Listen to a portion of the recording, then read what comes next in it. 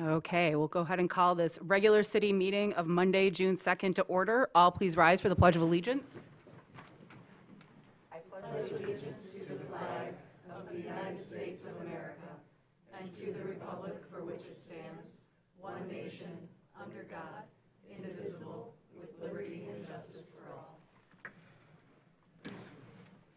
As always, we begin by acknowledging the land on which we gather as the territory of the Ottawa and Chippewa peoples, who have stewarded this land through the generations. Thank you for your resilience and strength in protecting this land and inspiring us to uphold our responsibilities to do the same.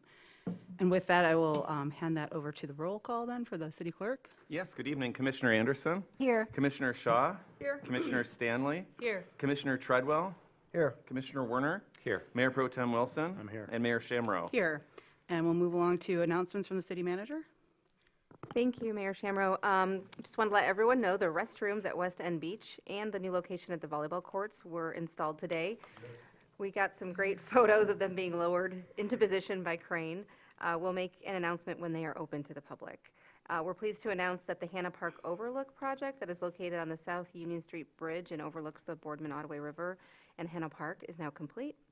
And this week is the 31st annual Smart Commute Week, June 2 through 6. This is a fun-free celebration that encourages community members to cycle, walk, bus, and carpool to work with free breakfasts for smart commuters.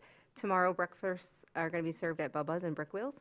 Thank you to our more than a dozen staff members who are competing this week in the Commuter Cup Challenge. And that's it from me. Great. We'll move on to announcements from the city clerk, please. Yes, I've got meetings to announce for this week, the week of June 2nd, 2025. The City and Garfield Township Recreational Authority will meet. That'll be Wednesday, June 4th at 7 p.m. at the historic Barnes Park. The Coast Guard City Committee will meet on Thursday, June 5th at 12 noon. That's at the Air Station. And then finally, with respect to meetings, the Parks and Recreation Commission is meeting on Thursday, June 5th at 6:30 p.m. in the Commission chambers. And we do have a number of boards that we're seeking applications for, so individuals who might want to serve in a capacity that helps the city. Vacancies are upcoming on the Downtown Development Authority, Local Officers Compensation Commission, Parks and Recreation Commission, and Brown Bridge Advisory Committee. And anyone interested in serving, I encourage to contact the city clerk's office, and that's also where you submit your application. And other than the usual reminder to please speak into your microphones, that's all that I've got. Thank you. All right, thank you for that. And now we're going to move on to a proclamation for the first Friday in June, acknowledging National Gun Violence Awareness. And I think our group here represents very strongly in orange, so if you all want to join me at the podium, I'll see you there.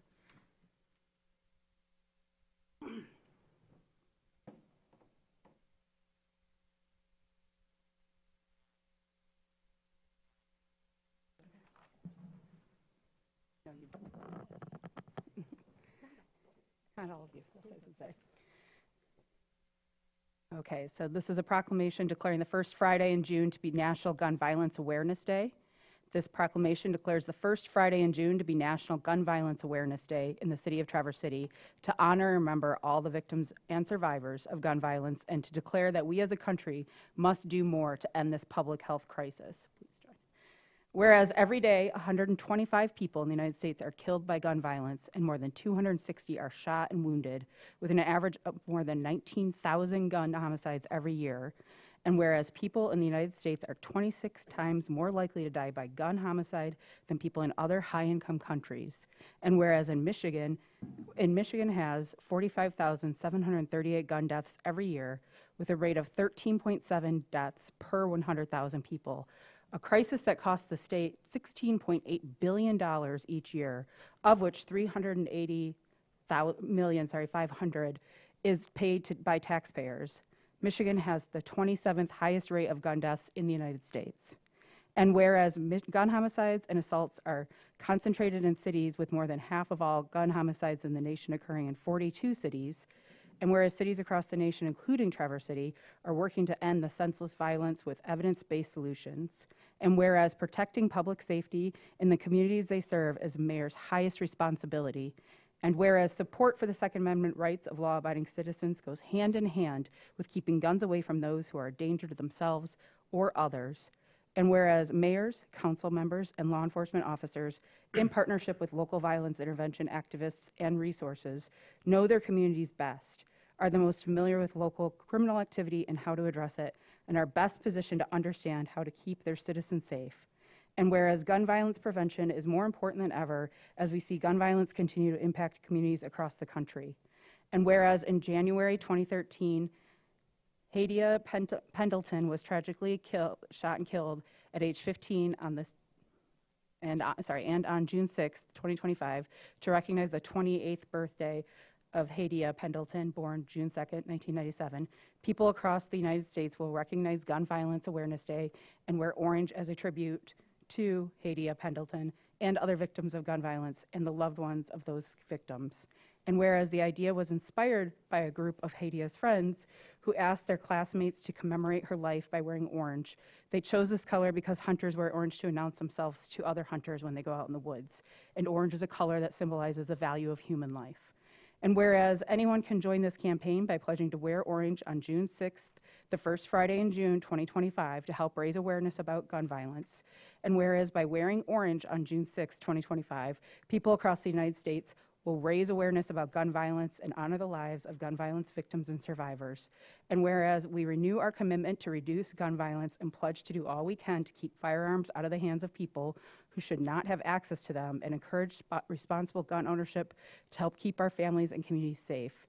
Now, therefore, be it resolved that Mayor Amy Shamro of the City of Traverse City declares the first Friday in June, June 6, 2025, to be National Gun Violence Awareness Day. I encourage all citizens to support their local community's efforts to prevent the tragic effects of gun violence, and to honor and value human lives.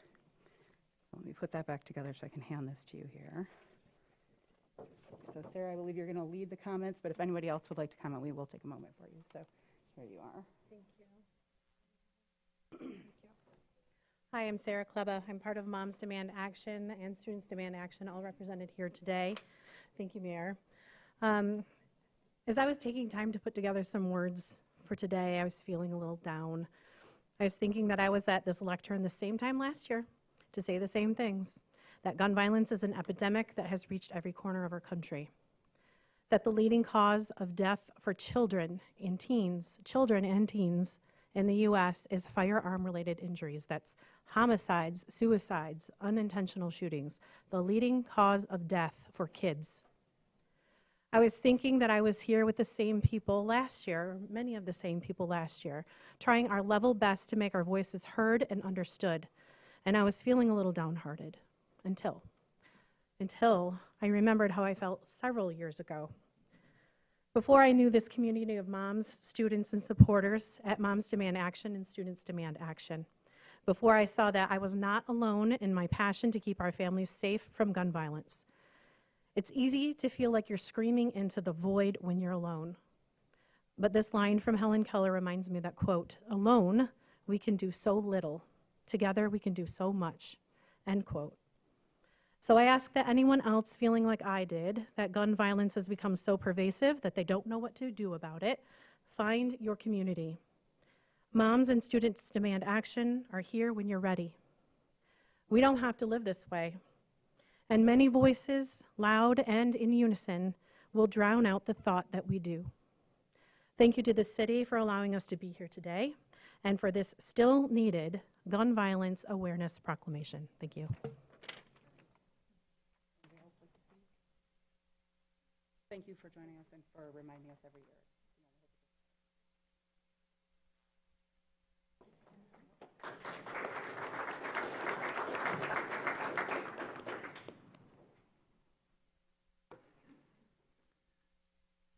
We usually ask people hold back applause or anything, but I think that was well warranted in this case, so I think we're good with that.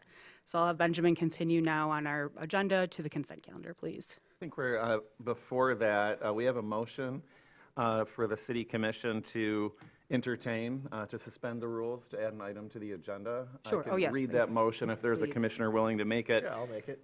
All right, and that is that the city commission rule 9A be suspended, and further that consideration of entering into closed session pursuant to MCL 15.268E be added to the agenda, and I just want to remind the commission, the public, that this requires 6 affirmative votes. And this will be added to the agenda after general public comment, but before the meeting is adjourned, correct? It would be added to the agenda right now, and then Or the sorry. motion to go into closed session the commission would go into closed session immediately after public comment with anticipation of you taking action when you emerge from Right, I closed just wanted to session. make that clear to everybody that we wouldn't then go directly into closed Right, session. so Mr. Treadwell made the motion to suspend the rules. Is there a second? Second. Thank you, Commissioner Stanley. All right, all in favor? Aye.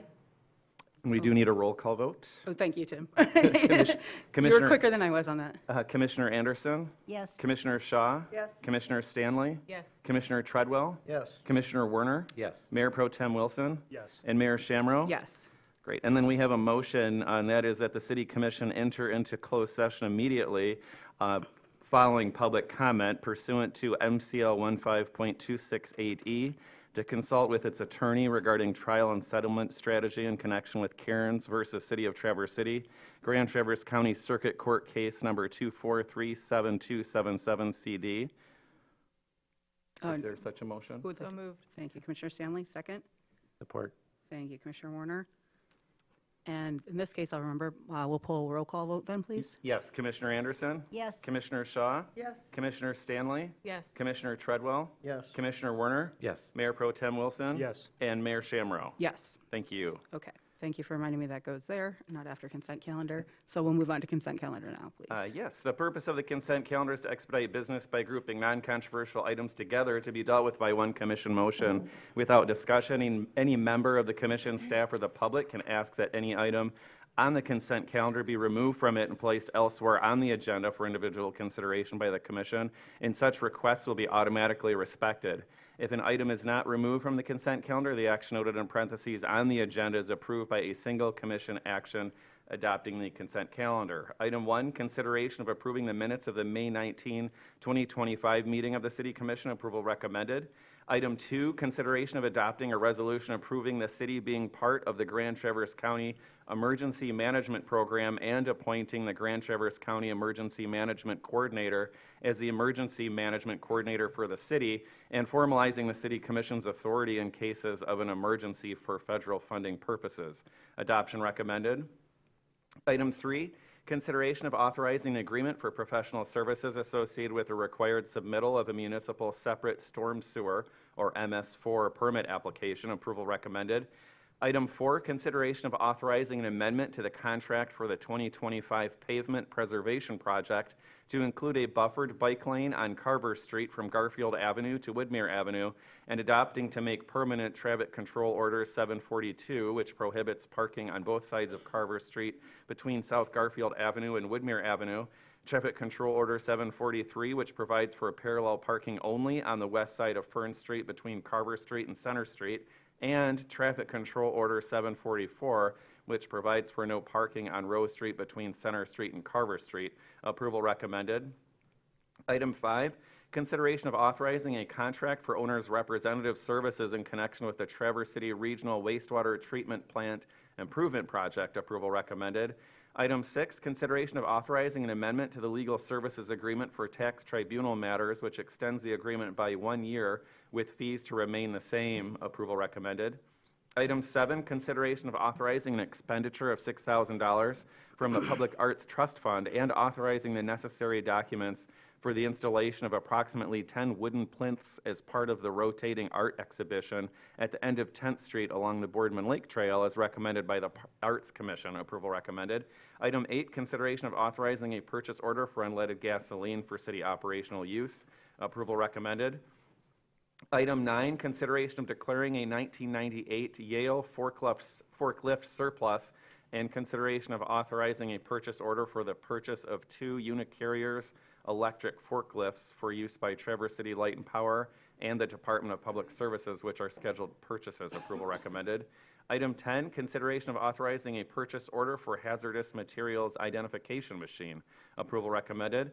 Item 11, consideration of approving the transfer of membership interest by adding a new member and addition of small distiller vendor of spirits and 2 additional salesperson broker licenses for the Workshop Brewing Company, LLC, to continue operating at 221 Garland Street, and consideration of authorizing the city clerk to issue the updated registration. Item 12, consideration of adopting the poverty exemption guidelines for purposes of determining local property tax exemptions. Adoption recommended. Item 13, consideration of approving adjustments to fees for various licenses and city services as recommended by the city clerk, and consideration of updating the directory of charges. Approval recommended. Item 14, consideration of accepting public utility easements for fire hydrant purposes along Grandview Parkway. Approval recommended. And finally, item 15, consideration of adopting a resolution to amend the Act 51 certified street map for purposes of Act 51 funding. Adoption recommended. Okay, would any commissioner want, like, anything pulled from the agenda? Tim? Item 4, please. Okay. Any other would anybody like to pull any other item? Okay. Anybody from the public, would you like to pull an item? And I know we had talked about this. Go ahead. What would you like? 3. Okay. Okay, with that, I would take a motion. I move that we adopt the the consent calendar as amended. Thank you, Jackie. Support. Thank you, Jemai. All in favor? Aye. Opposed? Motion passes. 4 is something we had kind of talked about, or we had talked about with the Carver Street improvements and asked to have brought back to this meeting. I know Commissioner Shaw was ready to make some comments without pulling it, but Commissioner Warner, you wanted to pull it, so go right ahead. But I think we're all kind of just wanting to update public on this. So. Yeah, just very briefly, I was prepared this morning to support this completely, but then having read through it, the details with the bike lanes not actually extending all the way to Woodmere or Garfield, and the price tag of $90,000, and then finally the email from Brad Miller, who lives on Carver and is a long-serving coach, or was a long-serving coach for Norte, and his very pertinent comments. So while I still think it's possible to get there, I don't think this is it, and so I'm not prepared to support it just yet. Does any other commissioner want to make anything? Go ahead, Heather. Yeah, I actually wrote to Liz Vogel about this, about the importance of saying very publicly that this was a one-time deal, that we don't have an advisory committee yet, and it's so important. That's all. We don't have a policy yet, but we're really close. But that is part of the policy, and I feel like we're really rushed on this, and that I don't feel like there's nothing special has been done to like highlight that this will be the first complete streets project, which is unfortunate, I think. I think there's problems with Woodmere Crossing, problems with Garfield Crossing, plus all the concerns that came in from Brad Miller, which were so valid. So I feel like without a functioning complete streets policy and advisory board, we're going to continue to run into these kinds of unintended and unconsidered consequences. But with planning and engineering and the Complete Streets Advisory Board working together, we can do much, much better. And I hope that staff will positively seek input from the advisory board about adding details, even to this project, like speed bumps. Something special there, while we continue to monitor the bike traffic and the automobile traffic. And I also hope that this is the first step in a first project that is a fruitful collaboration between residents and staff that will make our streets friendly and safe for all users. So I will support it. Okay, and with that, because I know Commissioner Shaw had mentioned that she wanted to make a comment, I'm treating that as if you had pulled the item as well. Does anybody else have any questions about this, or would like to make a motion, though? I'll find it back up in here. I'm happy to read it for you if you'd like. Oh, look There you at go. how long it is. Thanks. Is that a yes? Benjamin just offered. Thank you, Benjamin. Okay, that the mayor and city clerk execute an amendment to the unit prices contract with Pavement Maintenance Systems LLC in the amount not to exceed $573,685.15, which includes a 10% contingency for the 2025 Cape Sealing project to include Carver from Rose to Woodmere in the project scope, with such contract subject to approval as to its substance by the city manager and its form by the city attorney, with funds available in the street fund and complete streets fund, and further that traffic control order 742, which prohibits parking on both sides of Carver Street between South Garfield Avenue and Woodmere Avenue, be permanently adopted.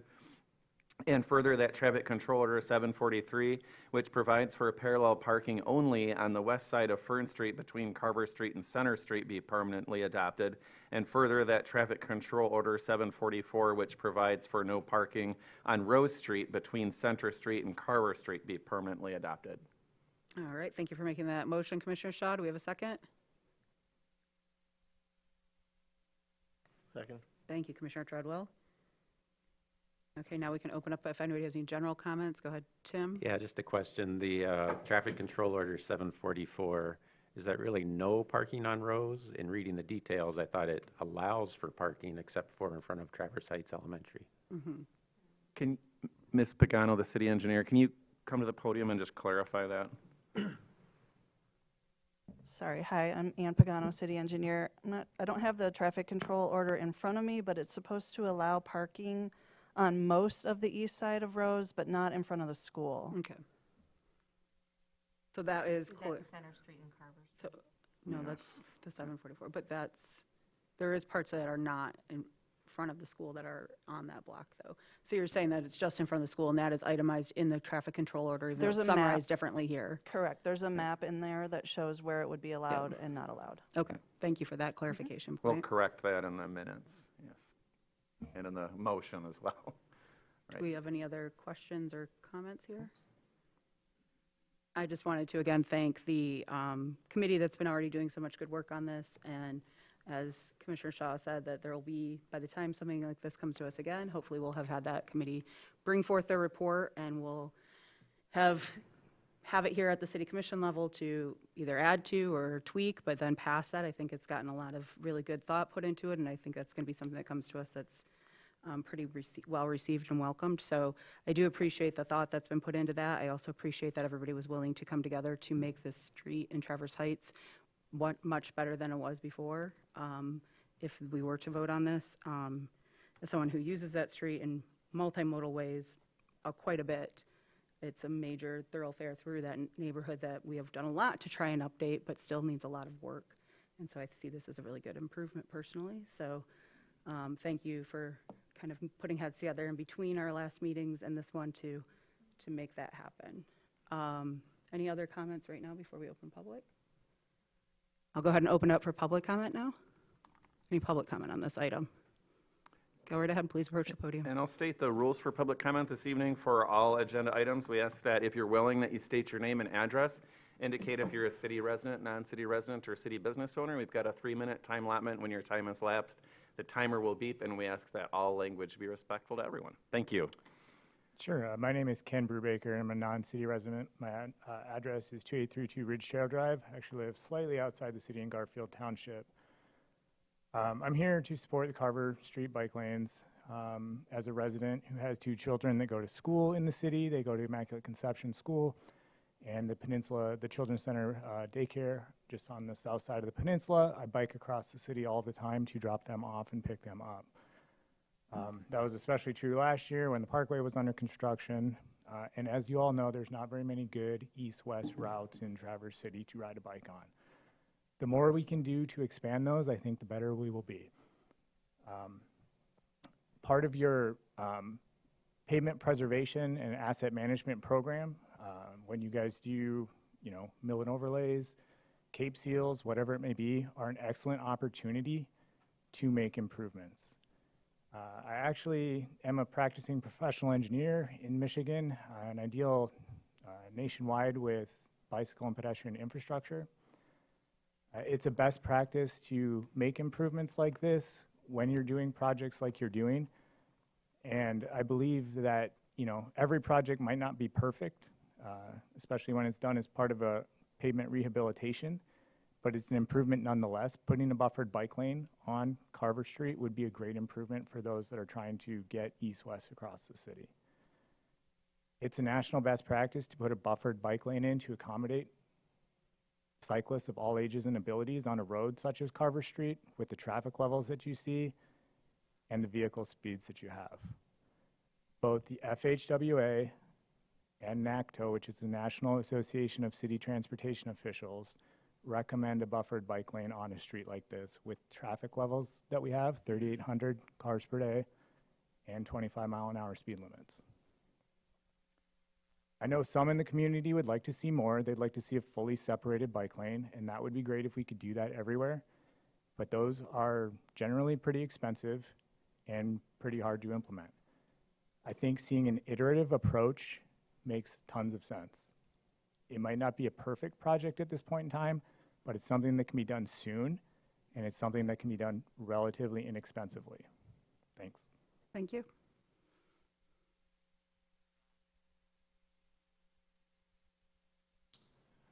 Well, good evening. This is Richard Robbins. I'm a resident of Traverse City at 720 Center Place. I'm also representing the Grand Traverse Safe Streets Alliance, which, as you all know, represent hundreds of households in and around the Traverse City area. We are in full support of this for the fact that, again, as Ken mentioned, as part of our GTSSA subject matter expert teams, that this is best practices nationally, that a separated bike lane is a great start. The fact that there are actual improvements at intersections that are required can be done at a later date, and we will be working very closely with engineering and others to implement best practices there as well. But the separated bike lane, because of also timing from a standpoint of cape sealing and getting it all done at once, is a great iterative approach that we can take as a city. I've seen as a resident here in the last 5 years that there has been a tendency that if it's not 100% exactly what everyone wants, that we all kind of wait and we analyze, and we analyze, and we analyze.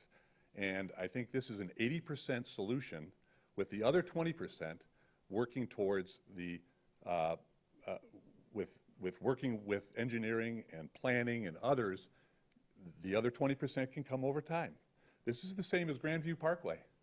Eventually, there's going to be something happening in front of Delmar. But why did we move forward? Because we got 80% of what we needed. And we've got to keep moving. We've got to keep pressure in the system to keep moving, guys, because if we don't, we get into the analysis paralysis, and it's not effective. So the GTSSA fully supports this. Thank you. Thank you, Richard. Any other public comment at this time? Oh.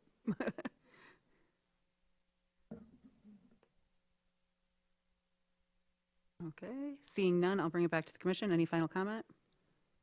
All right, all in favor? Aye. Opposed? No. Roll call, please. Commissioner Shaw, Yes. Commissioner Stanley, Yes. Commissioner Treadwell, Yes. Commissioner Werner, No. Mayor Pro Tem Wilson, Yes. Commissioner Anderson, Yes. and Mayor Shamro. Yes, motion passes. Yes. All right, and we'll move on to item number 3. You had this pulled, Commissioner Treadwell. Yes, as you may well know, I care deeply about the state of our water quality, including our stormwater discharge. I am glad that we have better oversight from the state, that yes, it is imposing regulations upon us, but it provides guidance that allows Traverse City and other municipalities to better handle their stormwater discharge and any unintentional discharge.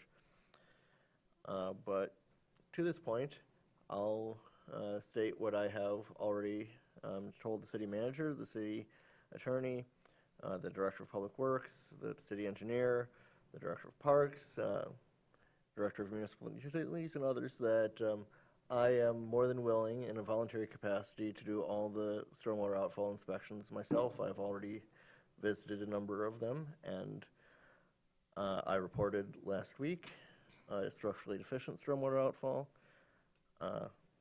As somebody that cares about our waterways and knows where they all are and has crawled through a number of the pipes, I am more than happy to provide that expertise to the city.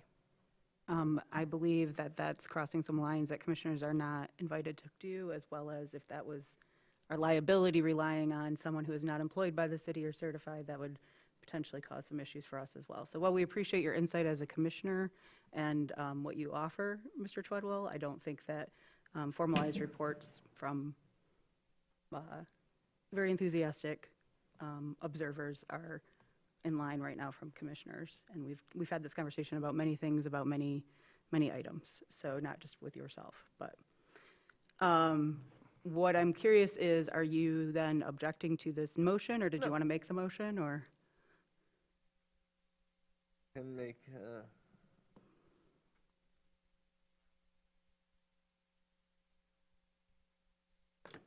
I'm happy to read it if you. I'll make the recommendation that the mayor and city clerk be authorized to execute an agreement with Spicer Group and the amount not to exceed $53,350, which includes a 10% contingency, $48,500 plus $4,850 for professional services, with such contract subject to approval as to its substance by the city manager and its form by the city attorney, with funds available in the stormwater fund and engineering budget. Support. Thank you for that, Commissioner Treadwell and Commissioner Stanley. Any other comments from the commission? All right, seeing none, any public comment on this item? Seeing none, I'll bring it back and thank Commissioner Treadwell for his observations and work, though. With that, I'll call the vote. All in favor? Aye. Opposed? Motion passes. So we'll now move on to getting down to the old business, which is our budget. I want to thank everybody for all the hard work from the staff on that, and including our new Complete Streets, which we got to use a little bit of just now in the Carver item, but knowing that that's part of what's coming up. So I'll hand it off to City Manager Vogel. Thank you, Mayor Shamro. I just wanted to make a few high-level remarks about the budget. This is my second budget as your city manager, and I want also to thank the department heads and city staff for their thoughtful work throughout this months-long process that begins in late winter. Over the past 17 months, much of my focus and much of the community's attention has centered on the housing and homelessness crisis. It's been the defining issue of my short time here so far, and rightly so. Overlapping this has been 6 months of strategic planning. I'm proud that the new strategic plan elevates housing as a top priority, reinforcing decisions that the Commission made last budget season while helping to guide policy decisions and funding allocations. Other key focus areas include climate resiliency, strengthening our year-round economy, and building a more connected and complete community. These are not just policy goals, they reflect urgent lived realities for Traverse City residents. And while the structure of this budget may look familiar to the ones that you've approved in the past, it also represents an inflection point. For the first time, we have a shared framework to begin aligning financial decisions with bold, community-driven goals of the strategic plan, which will hopefully be adopted this evening. And it's meant to transcend individual commissions and identify key actions that are important to the community over the next 5 years. Of course, as it can happen, timing between budget approval and creation and adoption and strategic planning adoption didn't exactly line up. Therefore, in the weeks ahead, we will continue to work with the Commission to connect strategic plan action items to budgeted projects and identify areas that may require future budget amendments or new investments. And I'll let the Commission take it from there. Okay. Does anybody have anything, and I guess I would open up, does anybody have any questions in general before we get to the items 1 through 11? Go ahead, Jackie.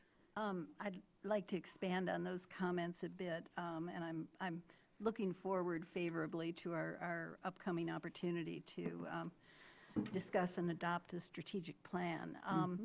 I'm wondering, is it possible within our approvals on the budget tonight that we request that those spending plans within a certain limited period of time, for instance, 4 weeks, could be restructured so that we can better see the alignment of the expenditures that are being proposed with the strategic plan structure? Can we get a head start on that so that when this body begins its work, that we've got a baseline of understanding on where the expenditures stand and where they are already aligned and where the gaps might be?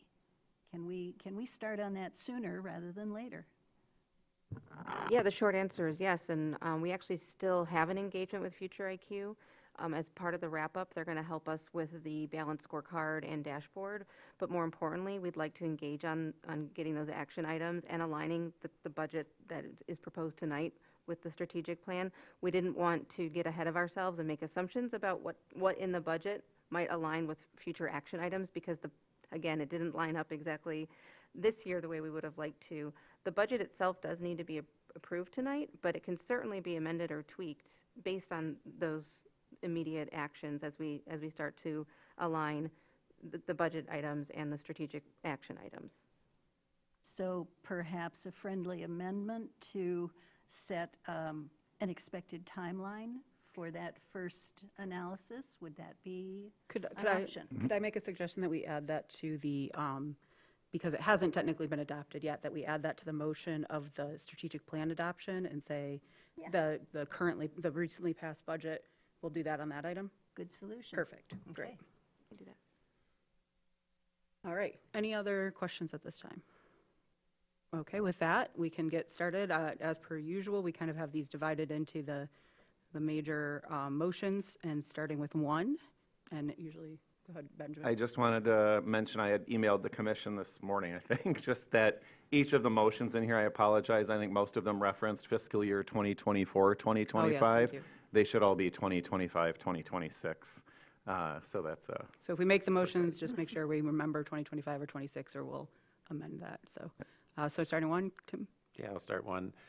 Make the motion that the resolution waiving 1/2 of Traverse City property tax administration fee for fiscal year 2025, 2026 be adopted. Second. Thank you, Commissioners Warner and Shaw. Any comments from the commission? Any public comment on this item? Seeing none, I'll bring it back. All in favor? Aye. Opposed?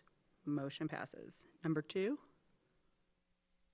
Go ahead, Jackie. I move that the resolution certifying tax levy for Act 345 Police and Fire Pension System for fiscal year 25-26 be adopted. Support. Thank you, Mayor Pro Tem Wilson and Commissioner Anderson. Any other comments from the commission on this? Any public comment on this? Seeing none, all in favor? Aye. Opposed? Motion passes. Number 3.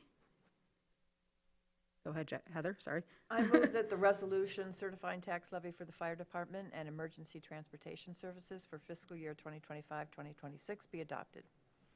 Second. Thank you, Commissioner Anderson. Any further comment on that item? Any public comment on that item?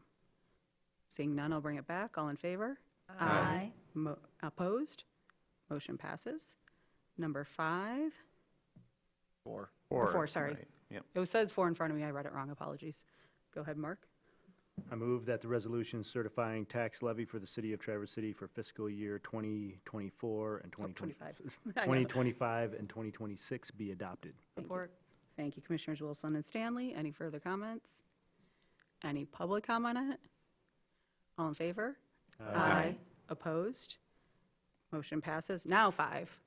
Go ahead, Mitch, sorry. That too the many M's. resolution adopting the City of Traverse City fiscal year 2025, 2026 capital improvements plan and capital projects fund be adopted. Support. Thank you, Commissioner Wilson's and Mayor Pro Tem Wilson and Commissioner Treadwell.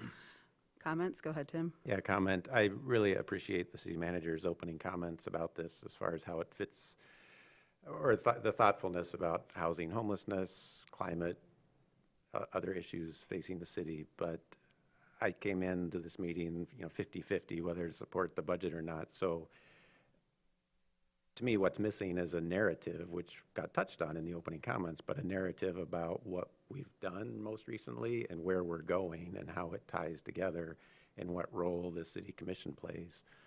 And to me, that was missing in the document. And so I'm likely a protest no vote. Okay, thank you for that, Commissioner Warner. Any other comments from the commission?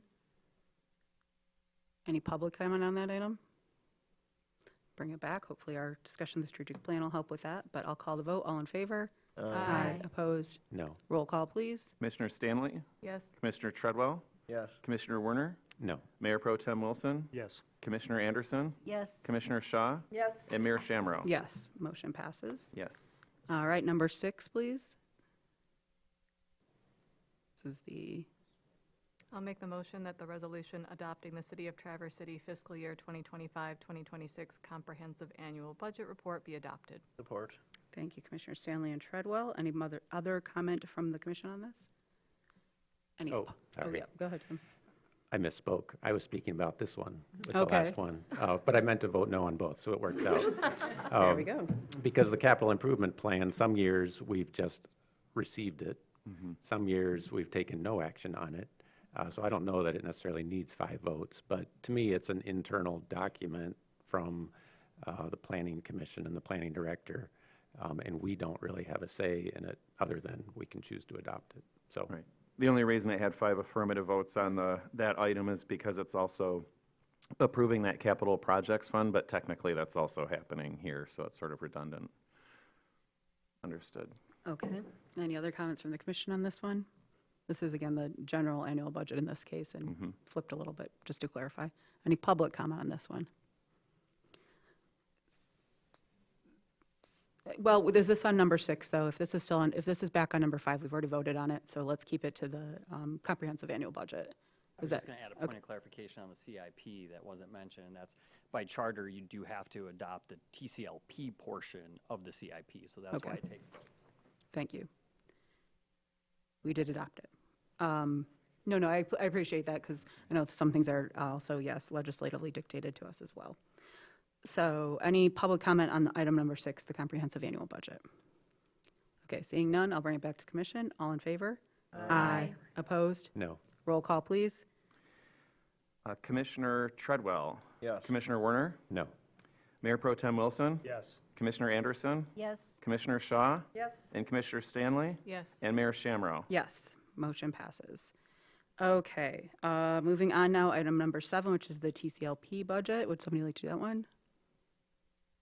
And this is also TCLP's capital improvement plan addition to Yes. their Yeah, budget. I'll make the motion that the resolution adopting the Traverse City Light and Power budget for fiscal year 2025, 2026, including the capital improvement plan, be adopted. Support. Thank you, Commissioner Stanley and Commissioner Warner. Any other comments on that from the commission? Any public comment on this? Seeing none, I'll bring it back. All in favor? Aye. Opposed? Motion passes. Number 8, resolution for certifying the tax levy for the DDA. Anybody like to make that motion? I'll make the motion that the resolution certifying tax levy for Downtown Development Authority for fiscal year 2025, 2026 be adopted. Support. Thank you, Commissioner Stanley and Treadwell. Any comments from the commission on this item? Any comments from the public on this item? Seeing none, I'll bring it back. All in favor? Aye. Opposed? Motion passes. Number 9, adopting the DDA budget for the 25-26. Can I get a motion on that? That the resolution adopting the Downtown Development Authority budget for fiscal year 2025, 2026 be adopted. Support. Thank you, Commissioner Treadwell and Mayor Pro Tem Wilson. And any comments from commission on this? Go ahead, Heather. Yeah, I had a lot of back and forth over the last week with Chairperson Ed Slosky and Harry Burkholder and Lauren Boak, who is wonderful. And I'm satisfied with the answers that I got, and I will support their budget. Do I actually support all of their projects? Not necessarily.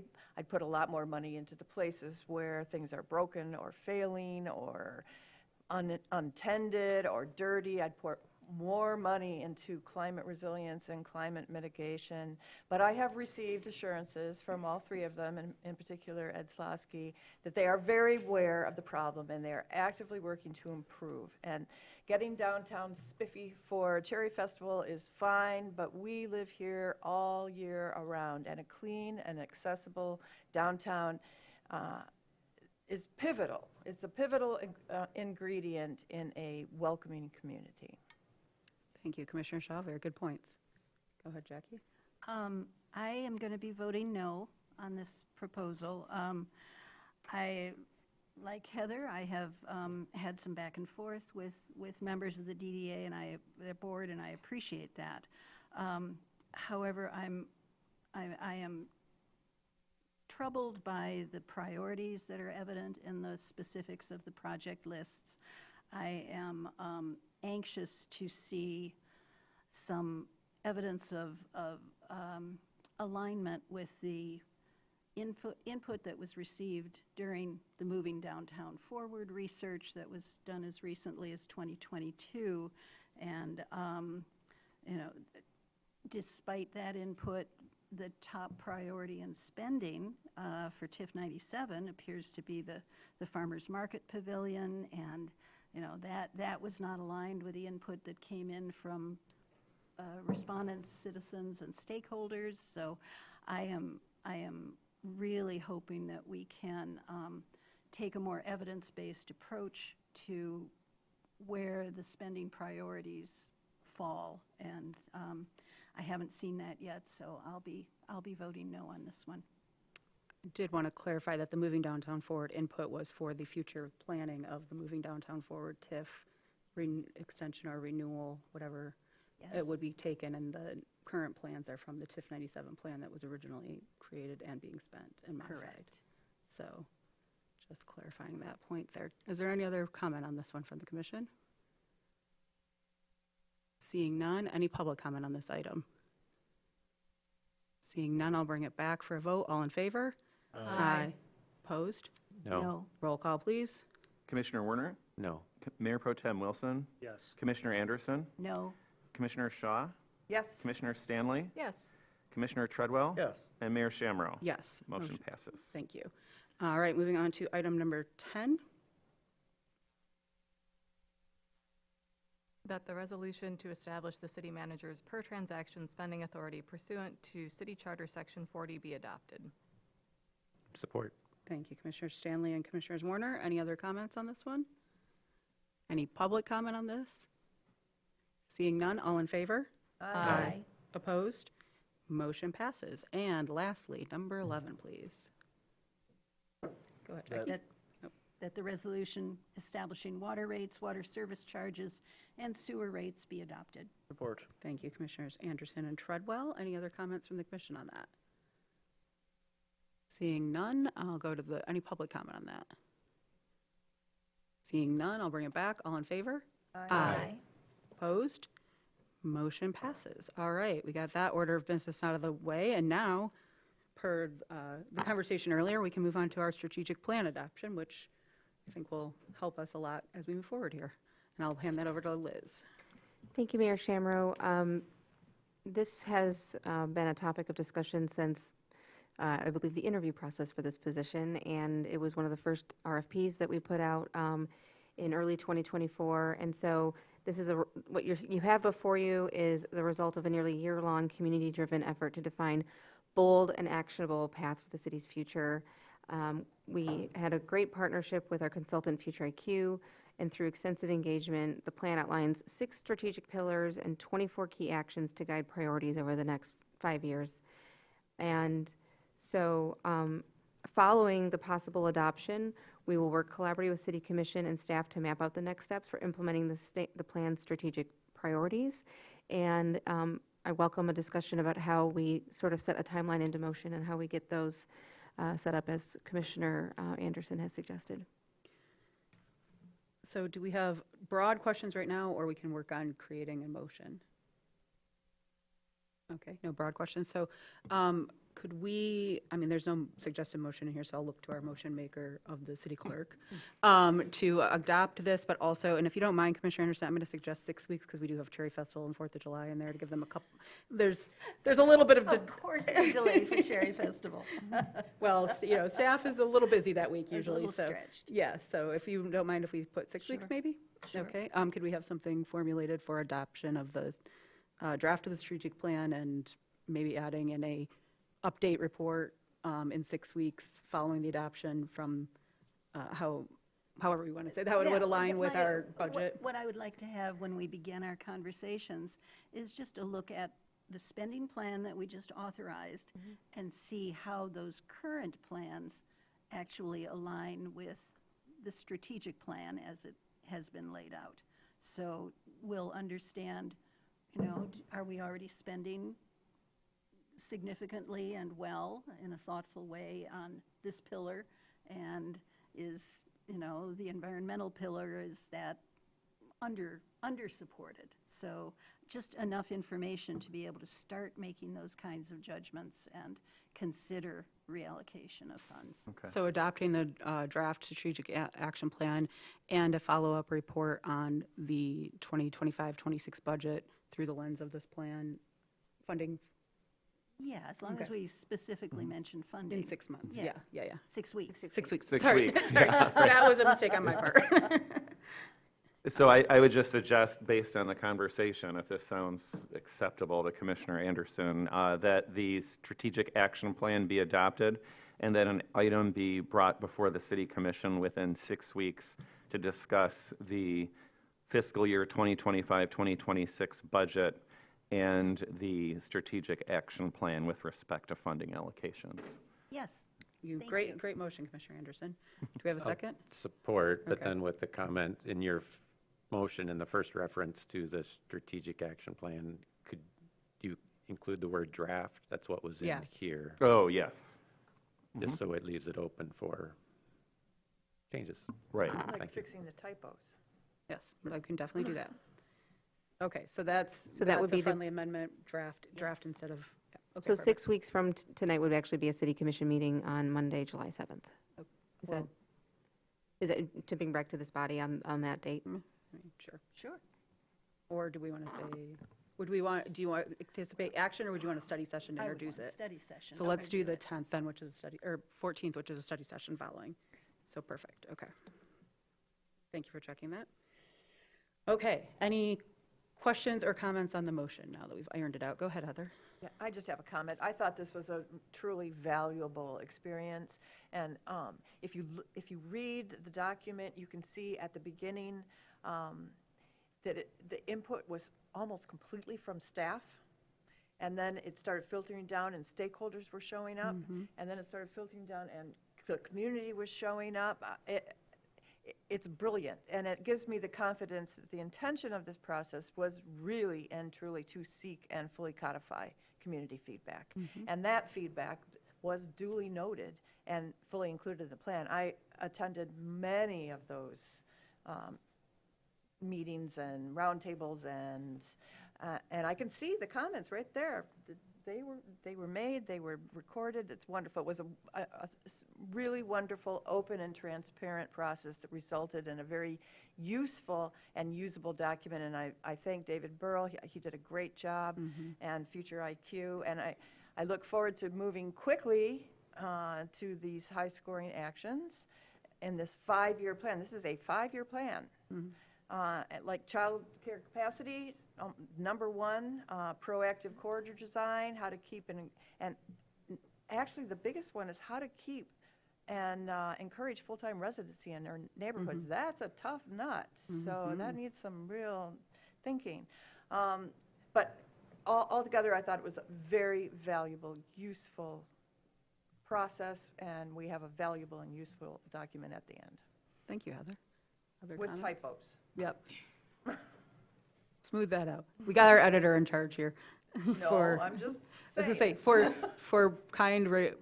I was gonna say for insight, but not paid, a volunteered expert where you're on the hook for it. Any other comments?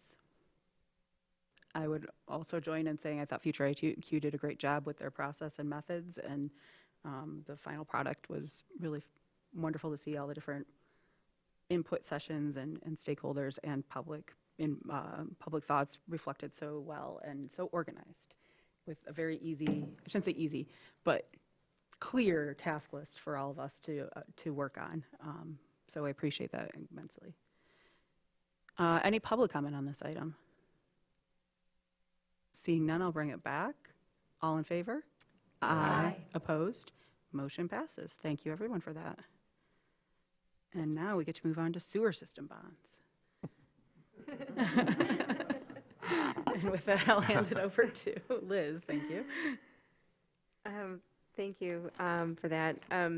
So tonight, attached is a communication that is in your packet from our Director of Municipal Utilities, Art Krieger, providing a letter from Bound Council Patrick McGow, who is here with us tonight to answer questions regarding the issuance of up to $42 million in sewer bonds for improvements to the related infrastructure.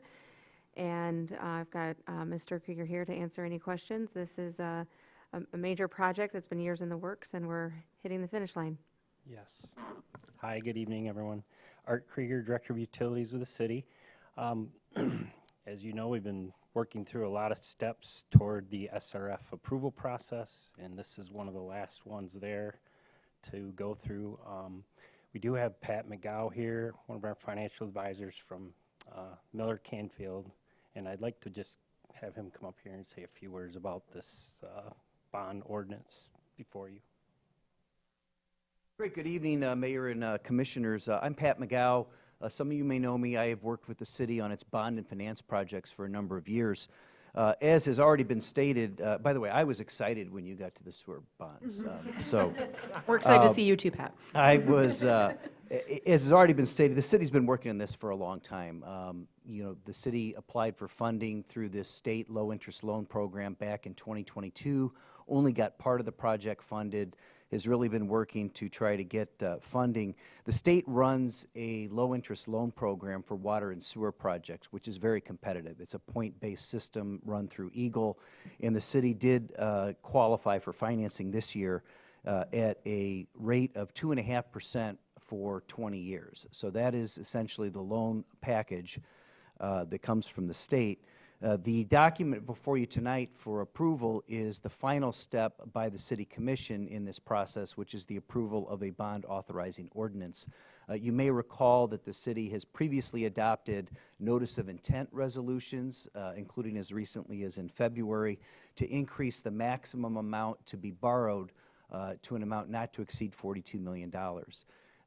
The projects came in for bid, and Art can talk a little bit more about that. But the state has a very regimented timetable for this process, which includes submitting the construction bids and packages this month for approval by the state in early July. And the action item before you tonight is called an ordinance, but I just want to say that this actually has a different approval process than other ordinances. It's really more like a resolution. It's really a bond authorizing resolution.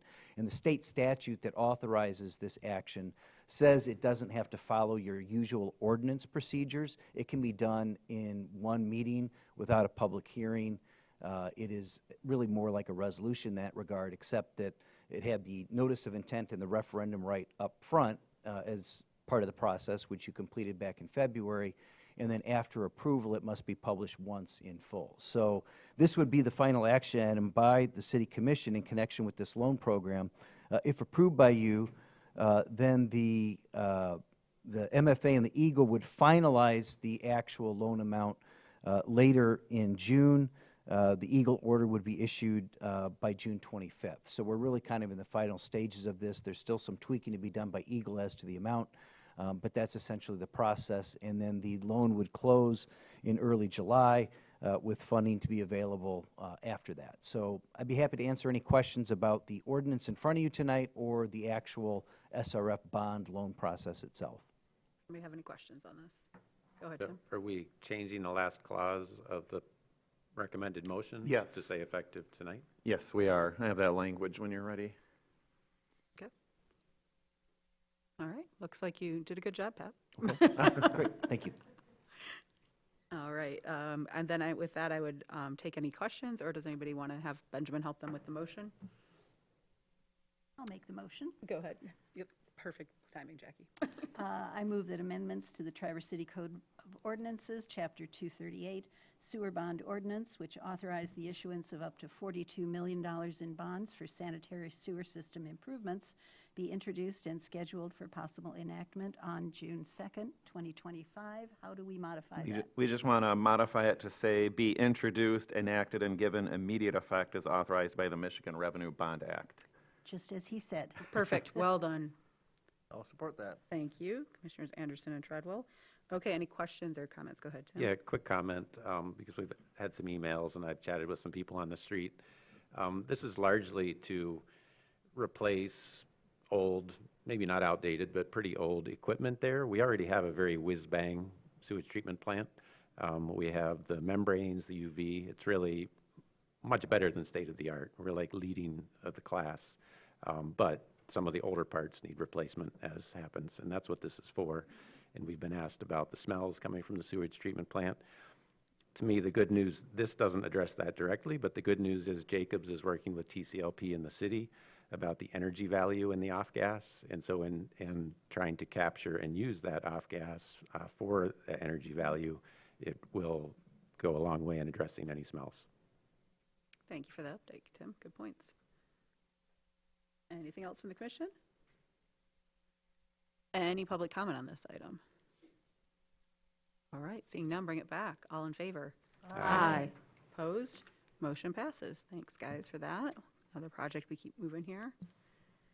Okay, and here we have the R2 zoning amendments brought back to kind of housekeeping, and Commissioner Stanley or Treadwell, do you want to speak briefly to it, or do we want to hand that? Go ahead. Can I hop in just real quick? I just wanted to just state procedurally, it's in the memo that's in the packet, but we need to have the city commission entertain a motion to enact these ordinances. If you make and/or second that motion, it doesn't compel you to support it. So you can certainly vote it down. We just need you to have a vote affirmatively or against a motion that would enact these ordinances. Just wanted to make that clear. And I know that's why you all brought that forward, so I think I guess you can still speak to it if you wanted to. The one thing I would say is, I know that the last time we had this conversation, this got into questions or comments or ideas about design standards or overlays. That is not the intention of this. This was something we legally should have done back in April. So as Benjamin said, it's an up-down vote on this motion that was presented to us, or March, whenever it was. And so if we want to discuss those other issues or have a more nuanced conversation for this, and you want to vote no because you don't get to have that nuance, that's okay.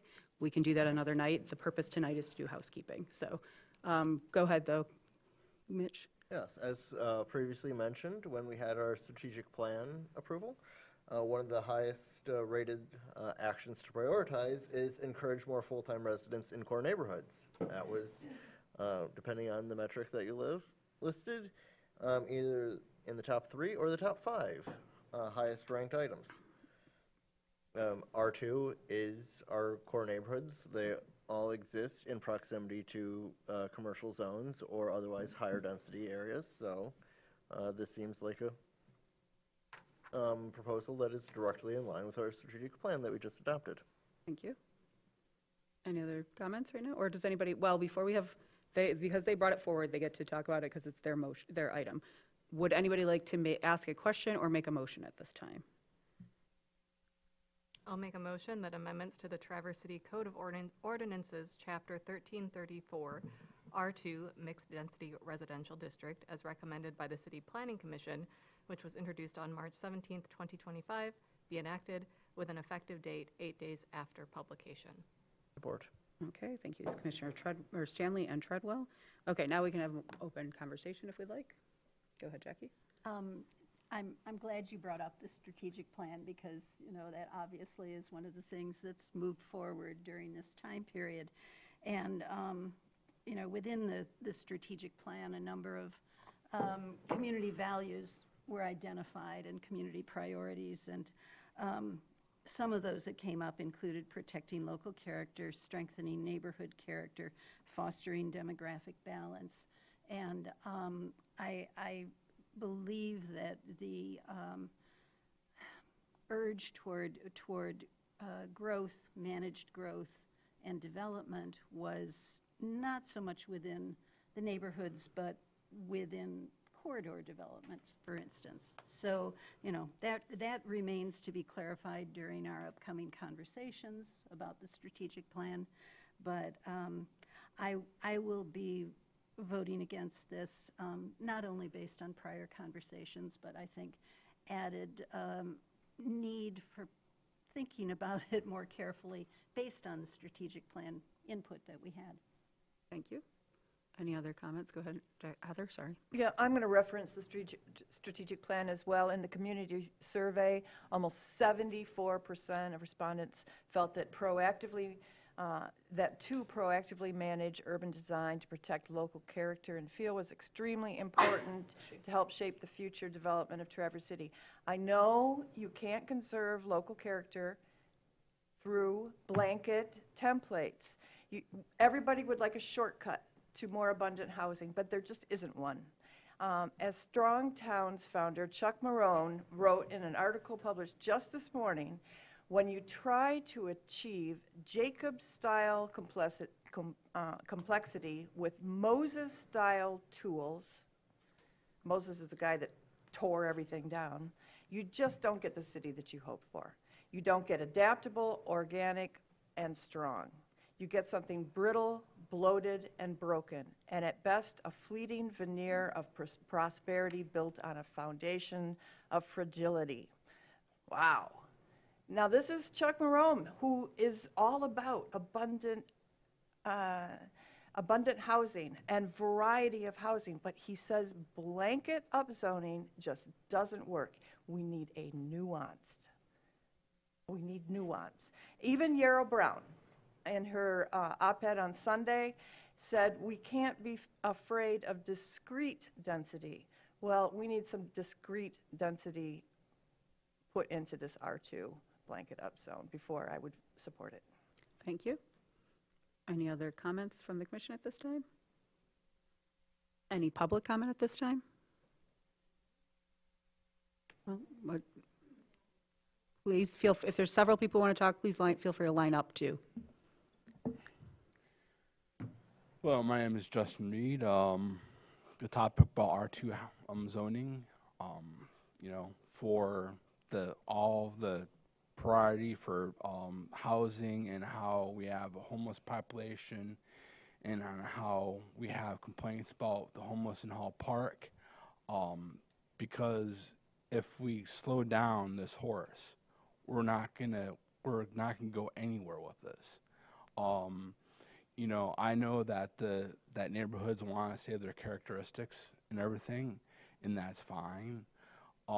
But you're not gonna get everything, and if you want everything, well, then you're not gonna go anywhere. And I think that with this slowing this down, you're not gonna make any kind of progress on housing. It's just not gonna work.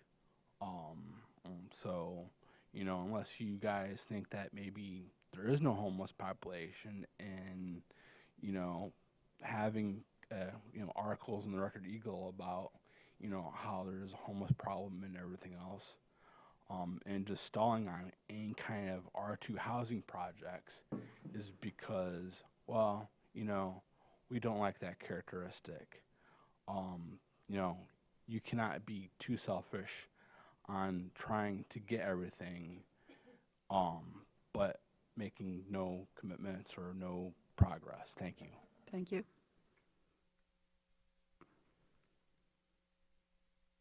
Hello, Peter Lang. I live at 425 Webster, just a half a block down with my wife, who's also here.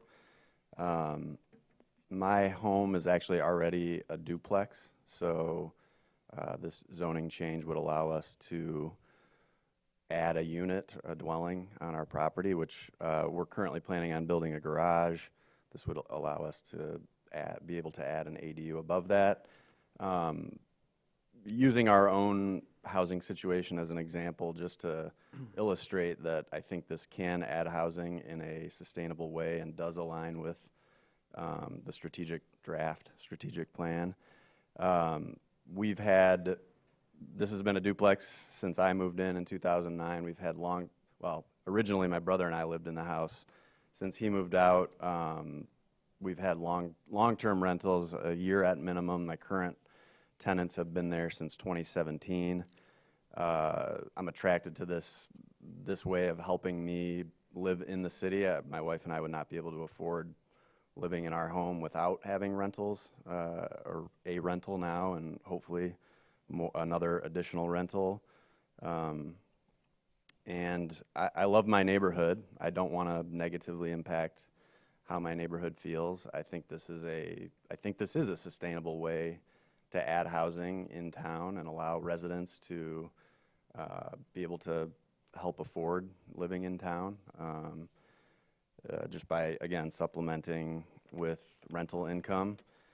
I'll reference some of the strategic planning pillars that I think this does align with. Strengthening placemaking and neighborhood character and proactively managing urban design.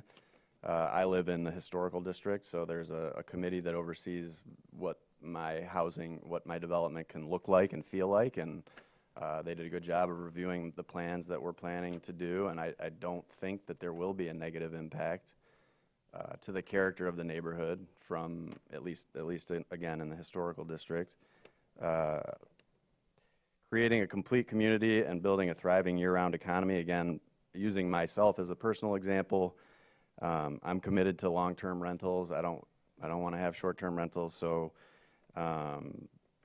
people living in town can walk into town, help support local businesses. I think this is, again, just building this community and strengthening that. And environmental sustainability, so less driving, less commuting. People can walk into town again. I do recognize that there are some challenges that will go along with this. I think parking could be one of them. And I don't know if, I haven't read the budget, the proposed budget, but, you know, any sort of. Excuse me, Mr. Link, thank you for your All right, comments. thank you. Thank you, Peter. Hi, I'm Susan Lighthouser. I am a contractor with Housing North, and Yarrow Brown actually is my executive director.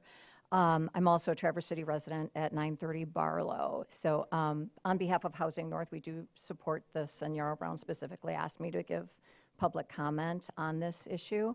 One thing that I just wanted to point out is that in the case of the case of a homeowner adding incremental dwelling units to their lot, the neighbor, the nearest neighbor, and the developer are the same person. So I mention that because so commonly when a zoning change is proposed or a housing project is proposed, the nearest neighbors may be concerned about how that may impact the value of their property.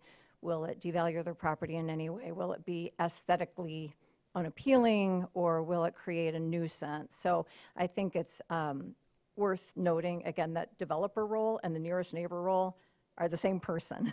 So, you know, there's a alignment of interest there in creating something that will not impair the value of surrounding properties. Thank you. Thank you. Hello. Anna Deturi, city resident, 340 East State Street. I'm speaking in support of the R2 ordinances as well. Thank you so much for picking those up. We did so much work and research into those packages last year, and we were focused on making an impact on housing and incremental planning that we felt could impact the housing crisis of this city. Just to reference the strategic plan, I'm a visual learner, and so I looked at the bubbles, the big colorful circles, and the largest one on the strategic plan is unaffordable housing. And it is unattainable and unrealistic if we can't make the tiniest of incremental moves to fill our neighborhoods with more community and more people. And I think this is a perfect example of that. So thank you. Thank you. Hello, my name is Bobby Busley, city resident at 210 East 9th Street. I'll keep it short and sweet. I'm speaking in favor of this. Everyone's name dropping the strategic plan, so I'll do it as well. I was a participant in the process, and I think what almost everyone that was participating wanted was action now. Can't wait anymore. This is like 2% of city property. It doesn't really matter what urban planning philosophers might say. We need action like yesterday on this. So I'm just speaking in support. So thank you. Thank you. Good evening, Mary Mills, 424 North Elmwood. I'm not here so much as against this proposal, but just wanted to bring forth that this R2 density, this is the third time it's been brought forward. Back in '21, one of my first meetings I went to as a planning commission, going to a planning commission, was the neighbors on Kids Creek when the proposal was put through of a quadplex or a triplex. And they went on to share their dismay over the condominium that was built on West 7th Street that is currently in our master plan as an example of a poor transition when it was found that it was built, it was a by right building and it was built too tall. Also, back when the 6 zoning changes were brought forward in the fall of '23, this was also not put forth. It was not approved. And then it was brought back here this year. So this is the 3rd time that this has been forward. One of the pillars, and I'm bringing forth a strategic action plan, is the bold pillar for number 3 is the regional collaborative approach, is to convene a leadership group to address the housing crisis. We are so close to possibly approving this strategic action plan. One of the big things that kept coming up continuously is a lack of trust between city residents and the city, that the city was not listening to them. And people got all in on the strategic plan. And it was done very well, and I've heard nothing but compliments. We are so close. I would hate to see that level of trust erode again between the residents and the city. If something is put forward that they know which had been not approved in the past, is the city listening? Thank you. Thank you.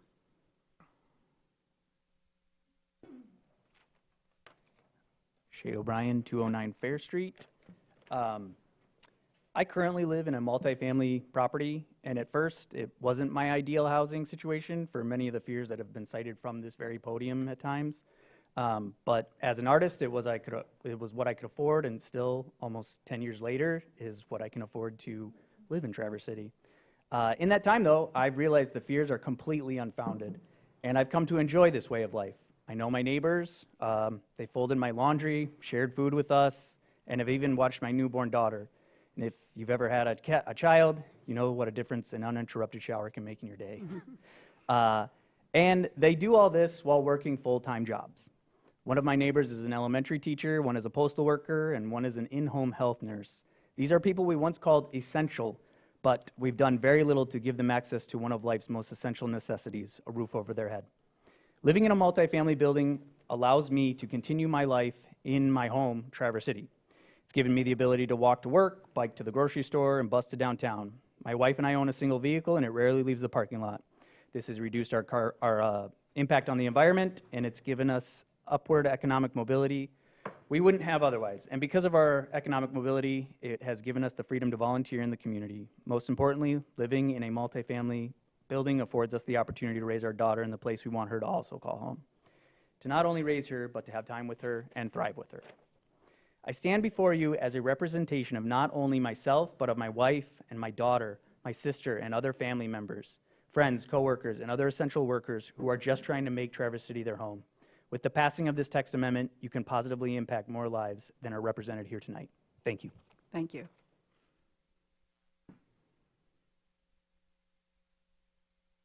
Hi, I'm Debbie Hershey. I'm a Traverse City resident. I live at the Midtown Condos, 305 East 8th Street. Thank you so much for bringing this back up. And I want to point out what has been pointed out before in your packets, that for 84 years, if you have the right size piece of land and you meet all the setbacks in the R2, 2 buildings have always been allowed. All we're doing is an incremental change, that instead of 2 dwelling units within 2 buildings, there would be up to a maximum of 4. So that could be 2 duplexes, that could be a triplex and an ADU. This is not a design issue, it is a people issue. I'm from a generation where our grandparents, many of our grandparents were immigrants, and they made a decision that they would work hard so that the next generation would have a better life than they did. And then the next generation, my parents' generation, said the same thing. They were going to make sure their children had a better life than they did. I now have kids in their 30s, and they're telling me, we will never have the life you had. This small incremental change, and by the way, that's very sad and we should all be very concerned. These faces that just spoke to you are the future of this city. They are the future workforce that we all need to be concerned about, because we are losing young people because they can't afford to live here. This is a small incremental change that will allow, I don't know, even if it's 20 people housing, that's 20 workers. And I know that area businesses will really like that. and we are providing them a place to live. We owe it to these young people to give them housing. It is our number one goal. It is your number one goal. Here's our chance to work cooperatively together to make a small change that will help people. Thank you. Thank you. Any other public comment on this item? Seeing none, any final comments from the commissioners? Seeing none, I'll call the vote. All in favor? Yes. Aye. Opposed? No. Roll call, please. Mayor Pro Tem Wilson, Yes. Commissioner Anderson, No. Commissioner Shaw, No. Commissioner Stanley, Yes. Commissioner Treadwell, Yes. Commissioner Werner, Yes. Mayor Shamro. Yes. Motion carries. All right, with that, we will move on to the ad hoc committee for selection process that, one of the two that our Commissioner Anderson has been spearheading very diligently and keeping us online, or in line, sorry, and on task. And so I'm going to hand it over to you to give our initial presentation. Thank you. And thank you to the other members of the ad hoc committee, Mayor Shamro and Commissioner Werner. We first brought this to you in March, and it was attempting to make some incremental changes to our approach to appointments to boards and commissions. You know, this is a system that had some opportunities for improvement. Most of them were along the topics of communication and transparency, but also efficiency, and finally stimulating more recruitment efforts and more applicants, because the more people that are interested and engaged in it, the better the quality of the participants. So we gathered several times to talk about the options for improvements, and fortunately, Mr. Marentet had already begun a series of information gathering for us that involved a poll of 40-some recent applicants, both successful and unsuccessful, to try to get their points of view on the experience. And so that formed really the foundation for our discussions. And we had really basic objectives for our group. Looking for opportunities for improved service experience, improved efficiency for the city staff. I was shocked and concerned to find out that an entire half of a full-time position was really dedicated to the management of this process. So it seemed as though we could find some efficiencies there. And then we wanted to bring a proposal back to the City Commission before our usual seasonal surge in applications and appointments that tends to happen in summer and fall. So we have a document which is an incremental revision to the written policy. It includes things like I've listed here for highlights. So we're going to try to digitize wherever possible. There is, new capabilities within the ClearForm software, and we want to take advantage of that. We want to make it very public and very transparent who is chosen to be on the interview committees for each of the opportunities to fill openings. We're going to appoint an alternate interviewer so that we don't have to go through scheduling and rescheduling, and that it will be a bit more of a straight line process from a scheduling standpoint. We're going to try to standardize interview times, again, in the interest of simplifying the scheduling.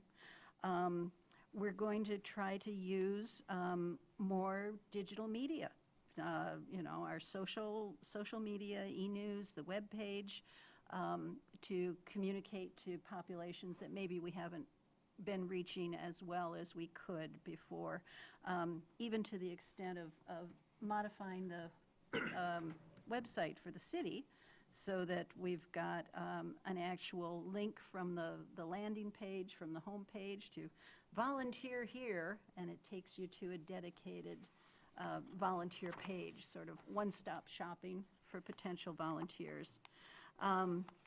There is going to be,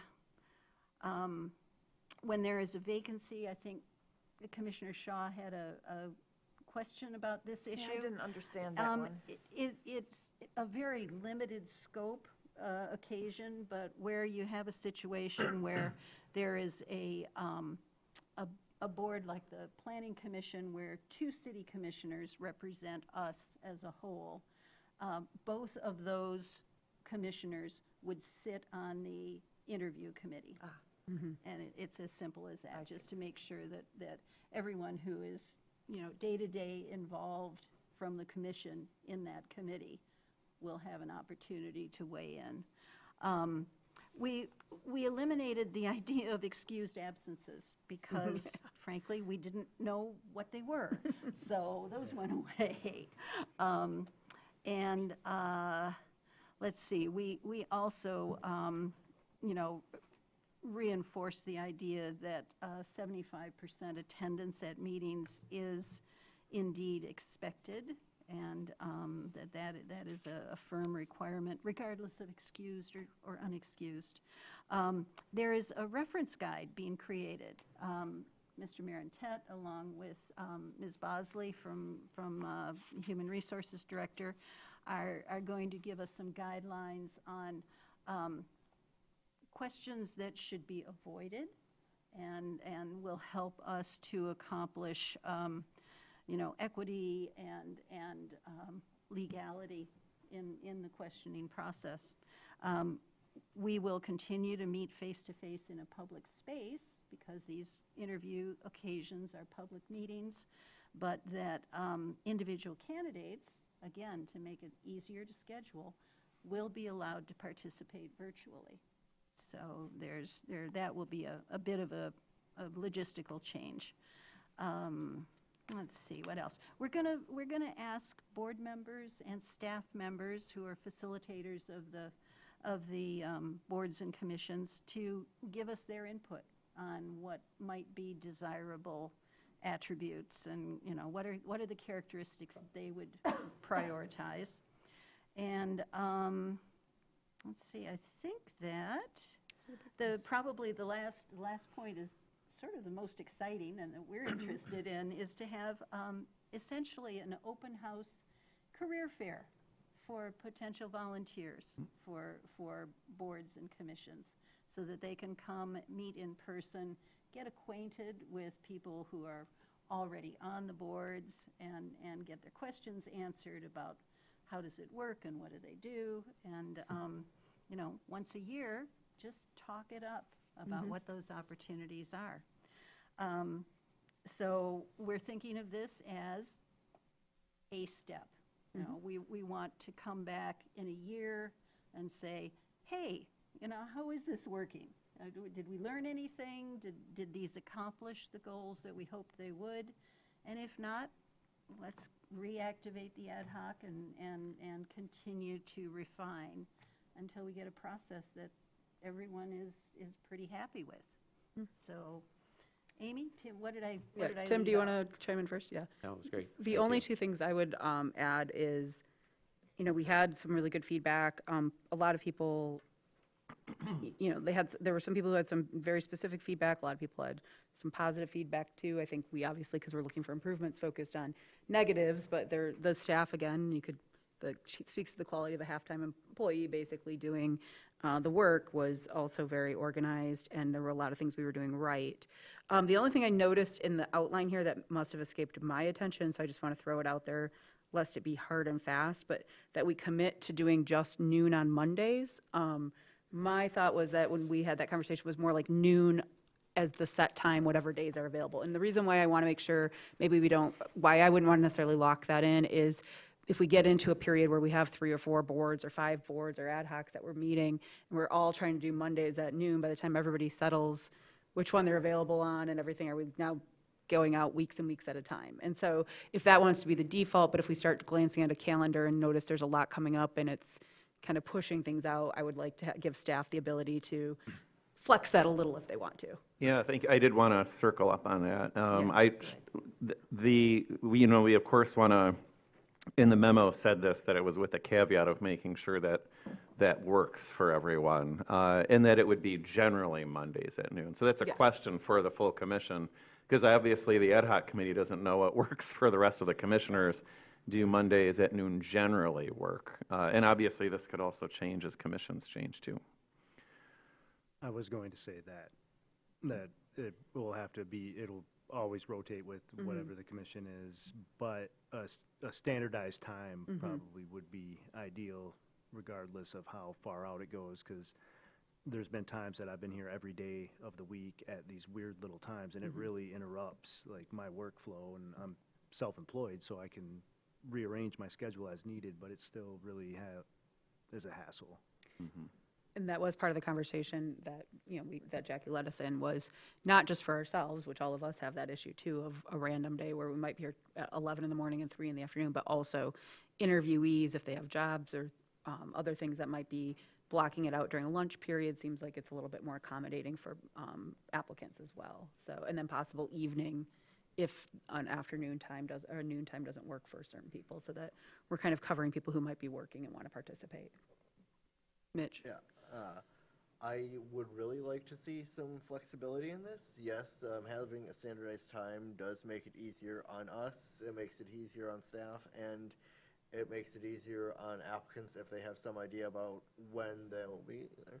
But if, say, Planning Commission or TC Light and Power have evening meetings, and the requirement, time-wise, is that somebody is available at the time for the meeting, it doesn't require that the person be available at noon. So I like this idea, but I would like to see some flexibility on both the day of the week and the potential for an evening meeting or alternate time if it's needed for applicants. I kind of like the way Amy described it as Monday at noon being a default time. Yes, But flexible to, But yeah. flexible. And my other concern is the 75% attendance. Yes, I think that's a good goal, but not that we should encourage people to slack off, but it does bring into question boards that meet infrequently. I specifically can reference the Board of Zoning Appeals that hasn't had a meeting in almost a year, and if it does have a meeting and a person that was appointed to that board would have been able to meet 9 of the 10 meeting times that could have happened that year, or 12 meeting times that could have happened that year, and they could have meant 11 of them, but one specific meeting that happens to be the only meeting held in that year, then they have a record of 0. Also, Board of Zoning Appeals has a provision for alternate members, recognizing that there can be conflicts of interest in addition to inability to attend. Is that 75% kind of a rule of thumb, or can you address that? I can certainly address it, and I will say that the 75% requirement hasn't been an issue historically. And I can say that with confidence because every year we get attendance reports for all these boards, and when there are concerns, I reach out to the board member, and talk with them, and I think it's been a reasonable approach. And then if there were issues, usually the board member is oftentimes like, yeah, it actually hasn't worked so well for me with my schedule. I'm going to just go ahead and step off. Or if not, and there was a true issue, then there's a committee of the city commission that would discuss that with the appointee. That's what's outlined in the policy currently. So that's not really a change, not to say you can't change it, but 75% is the current requirement. Yeah, as long as it's treated with some discretion and flexibility, recognizing that there are individual cases. Yes, It I can occurs say to that me it is. that with our outreach to the, current board to ask about qualifications and, that issue of scheduling and flexibility might be a much higher priority for the ones that you mentioned that meet so infrequently. Yes.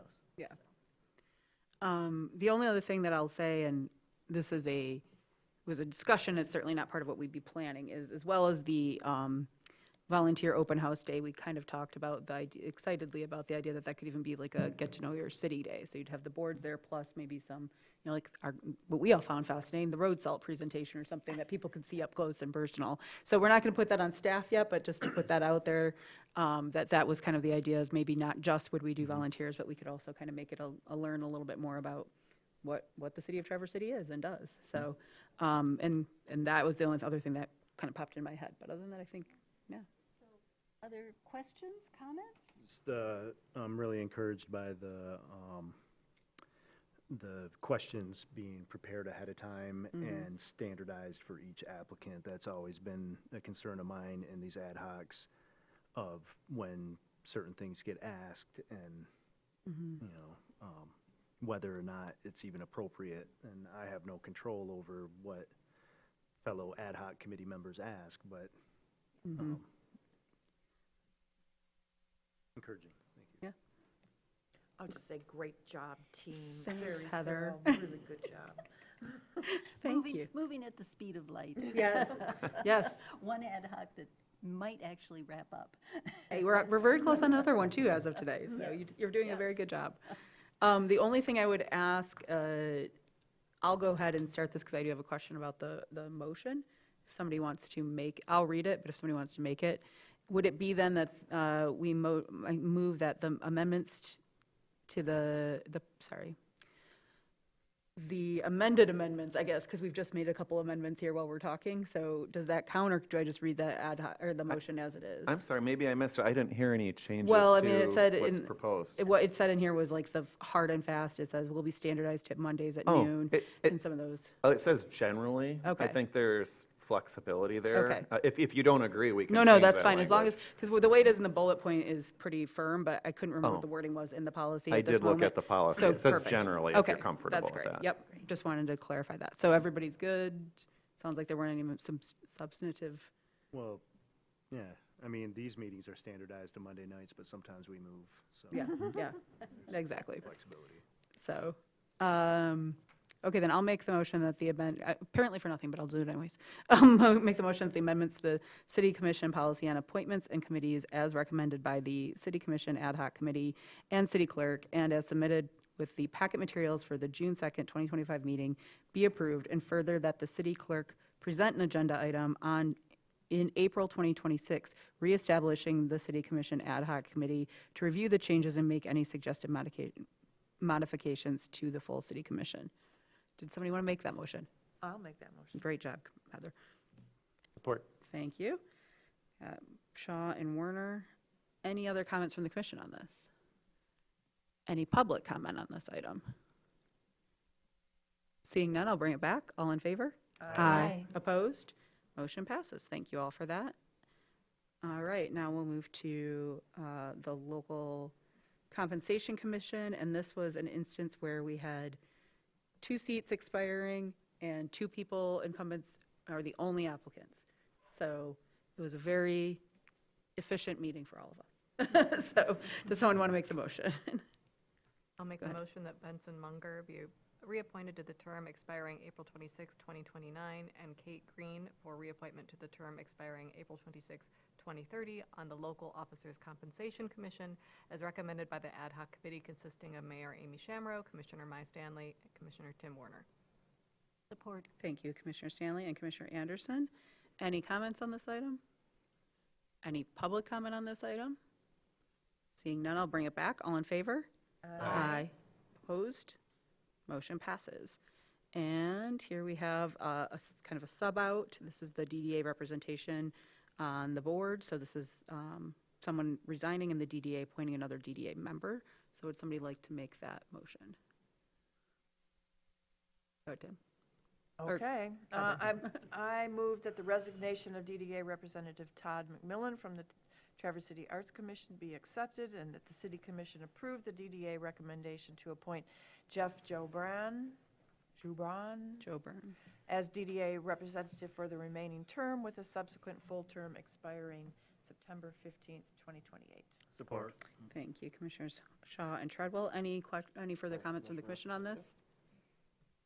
Seeing none, any public comment on this? Seeing none, I'll bring it back. All in favor? Aye. Opposed? Motion passes. All right, we're moving right along. So does anybody have any reports there, updates they want to give? And Jackie? Planning Commission tomorrow night is canceled. Oh, great. There we go. There were- Keeping it There were moving. some problems with timing of notices, so it's been delayed. Fantastic. Well, as the motion allows, we'll go into general public comment right now. We will go into closed session with anticipated action after, but this is the time for general public comment right now, if anybody would like to make some.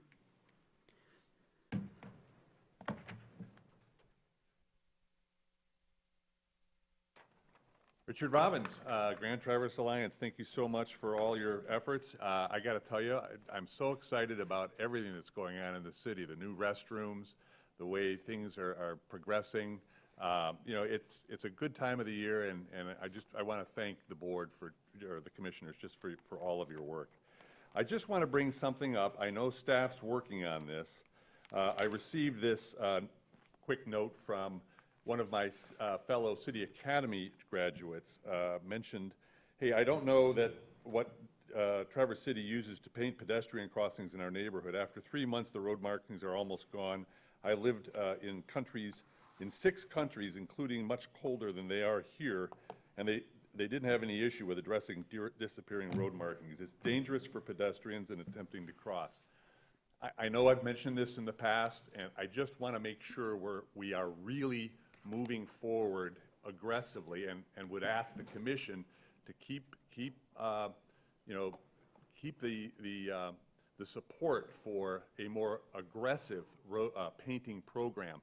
I think the city did a great job of coming up with a creative idea that the flat work, which is defined as all the signage and the charros and so on, the flat work can be brought in-house, saving money and also being able to control that. The long line stuff is the difficult stuff, is always the difficulty.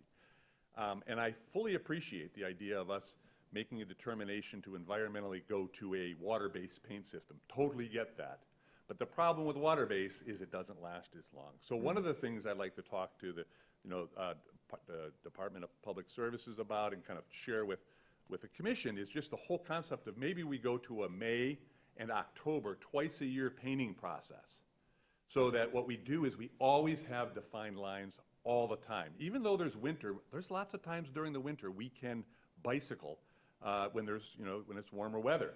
And we need these lines for safety. It's just, and I'll tell you, even people coming, especially now the tourists that are here, they don't know where these lines are on Widmer as you're going down Widmer. So, even if we have to look at the budget and come up with the funding that's correct, an idea, if we're going to stick with water-based, it doesn't last as long, maybe we really just have to bite the bullet and go to like a twice-a-year painting process. So that's kind of my thought. I'd like your support. Continue to ask where staff is on this, and see if we can come up with some innovative ideas to make it better than it is. So thank you very much. Thank you. Any other general public comment at this time?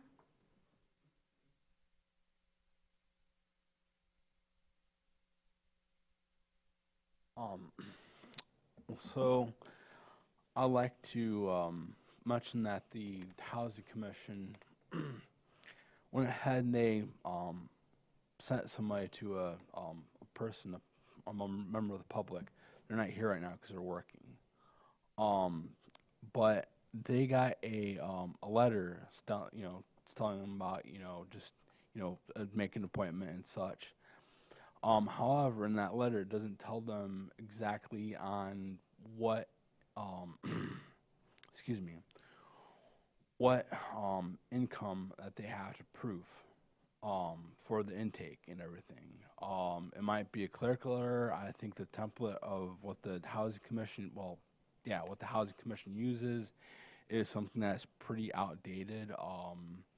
Maybe that template needs to be looked at to where it includes like the guidelines of what income proof you have to show for your intake for Riverview Terrace.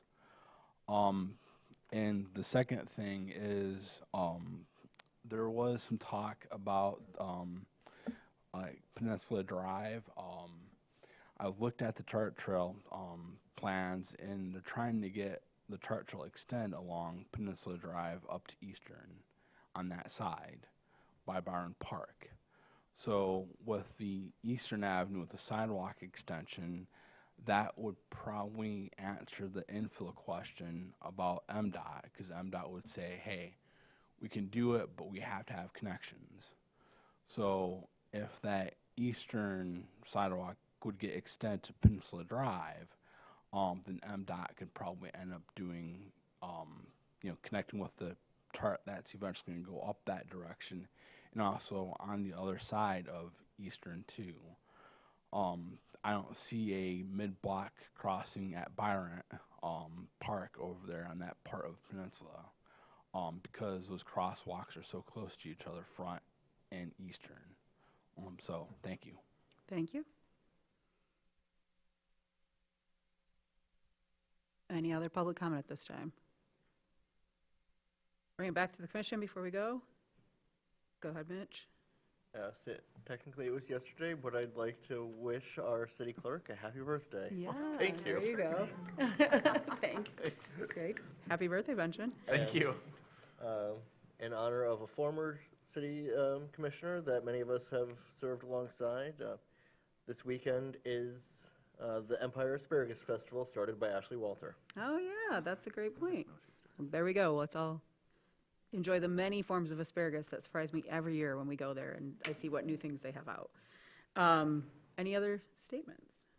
I was just going to say, and actually Richard commented a little on this, and so did Heather at the time, but I just wanted to say that even though we moved through everything very quickly today, it was the budget, I just am very excited that we did our first Complete Streets funding, that we approved the strategic plan, and even the sewage project that has been out in the ether for a couple of years now. And this is a very efficient and exciting meeting. So thank you all for doing some major things today that we get to keep working on, but that are very impactful to the community. So we'll adjourn for now, but we are going into closed session. We are anticipating to have action when we come back. So those who want to stay tuned or hang out, feel free, but everybody else have a great evening.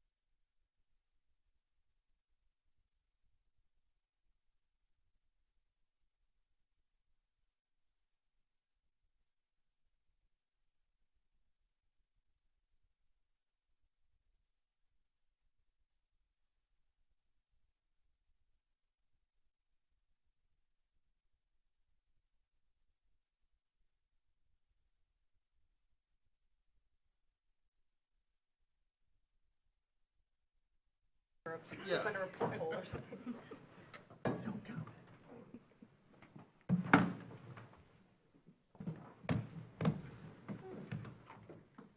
The rest of the crowd left.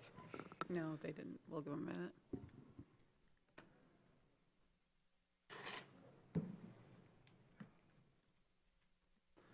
Do we need to call back to order? I will, just, I wanted to wait for them to be seated.